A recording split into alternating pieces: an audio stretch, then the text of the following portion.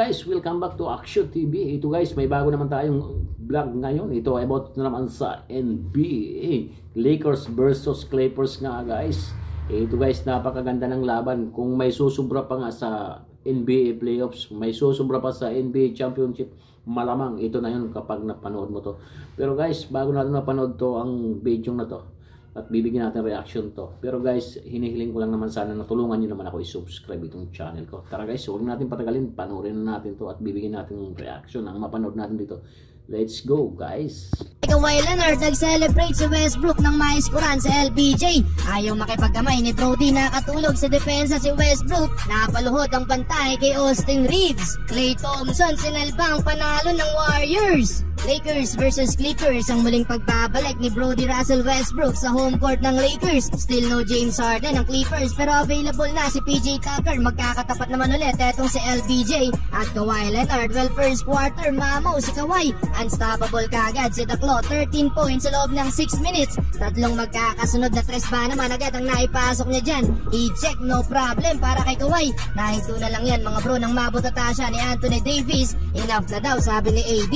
Pero nalamangan na ng double digit dyan ng Lakers. Westbrook may 3 assist na. Kahit inaasar siya ng crowd ng masupalpal din siya ni Davis. Alat pa si The King. 2 points lang sa loob ng 9 minutes. Dilo at AD nang may kataasan para sa Lakers. Struggle malala pa si Austin Reeves. Airball ang tira dito mga bro, under 3 minutes. Walang sagot ang LA sa 15 to nating run ng Clippers. 18 points na para kay Kawhi Leonard at isang tira lang ang naimintes. Well, 19 points sana ang habulin ng Lakers sa second quarter. Buti na lang nakapukol ng 3 si Wood at Christie. Baba na lang yan sa 13 points, 37 to 24. Start of second quarter, pinangunahan ni Russell Westbrook ang opensa ng Clippers. Bumabalik na ang kumpiyansa ni Brody. Simula nang malipat sa Clippers, dami pang turnovers ng Lakers na nauwi sa punto sa kabilang team. Pero napatimeout na lang ang Clippers matapos ang 7-2 run ng Lakers. Kahit natanggalan ng sapatos sa LBJ, siya pa din ang nakapuntos para sa Lakers. Napabayaan ni Kawhi, pinabaunan tuloy ng tomahawk dunk na Lebron. Babawi sana ng poster dunk si Daklo kay Hayes, kaso na foul ang bagong Laker. Gantihan naman ng 3 under 3 minutes.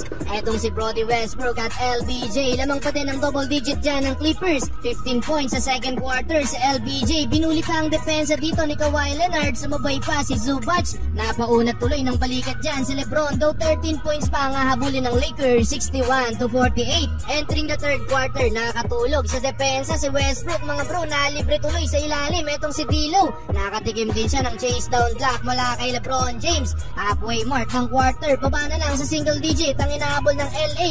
3 players lang ang kumakana sa Lakers mga bro, D'Lo, AD at LeBron. Pero nagiba ang usapan mga bro nang magising na din ang opensa ni Austin Reeves. Napaluhod ang pantay sa ginawang crossover move sa pay pull up. Timeout ang Clippers after ng tres na to ni Christian Wood. Lamang na din ang Lakers sa third quarter mga bro. 39 points ang naitala sa quarter na yan, 87 to 85. Well, fourth quarter, malinis na 2 points na sana to para kay Hayes mga bro, kaso na technical lang lumambitin sa rim. Reddish naman gustong ibaon si Zubac sa poster dunk attempt na to. Under 7 minutes lamang ng 5 points ang Lakers. Pull up jumper mula kay Lebron. Tuwang-tuwa itong si Prony. Takeover mode na sa crunch time sa LBJ mga bro. 8-point lead para sa Lakers, 108 to 100. Biglang natahimik na din ang opensa dyan ni Kawhi Leonard mga bro. Puro turnover na din itong si Westbrook. Pumasok ang last 2 minutes mga bro. Apante pa din ng Lakers. Pero yun nga lang mga bro, last seconds nakabukol ng 2 clutch 3 points itong si Westbrook at Paul George. 115 to 114. Na-foul pa ni Cam Reddish itong si PG-13.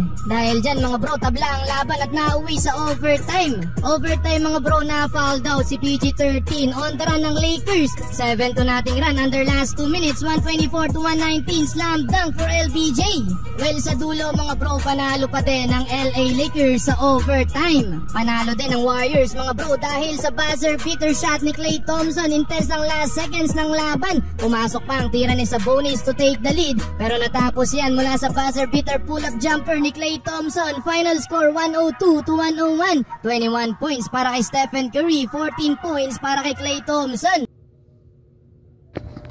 So yun nga guys, bawing-bawi ka talaga sa ticket mo dyan kung ikaw ay nanood ng live dahil sa napakaganda ng mga laban talaga. Lalong-lalo na yung Sacramento Kings versus Warriors.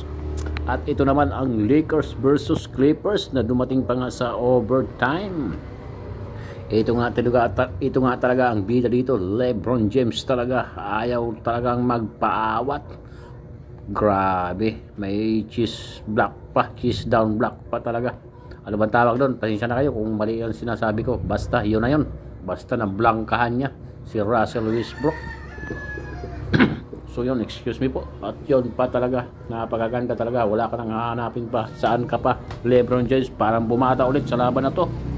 Grabe guys, kung mapanood yung replay nito. So yun nga guys, sa laban nga ng Lakers at Clippers dito, si LeBron ay bumata ulit, di ba? Kitang-kita niya kung paano lumipad si LeBron James, kung paano lumipad yung chest. Ano ba tawag doon? Basta ganun yung block niya, saka yung slam dunk niya, di ba? Kitang-kita natin, batang-bata si LeBron, parang kalabaw lang ang tumatanda. Ang lupit talaga, sino ba naman ito hindi makasabi na greatest player, di ba? LeBron James. So yun guys, sana masubscribe nitong channel ko. At yun, maraming salamat sa mga mag-subscribe nga talaga. Peace out guys, hanggang dito lang itong vlog natin. Maraming salamat sa mga manonood. Peace out. Thank you.